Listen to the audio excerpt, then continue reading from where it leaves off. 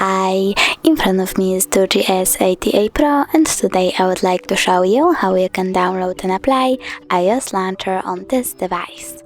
Start by opening Play Store. Now type iOS Launcher and download this app from this developer. Then open it. Tap Allow and click Home button. Select iOS Launcher by tapping on it, then choose Always, tap Got it, and as you can see, iOS Launcher was applied successfully on my device.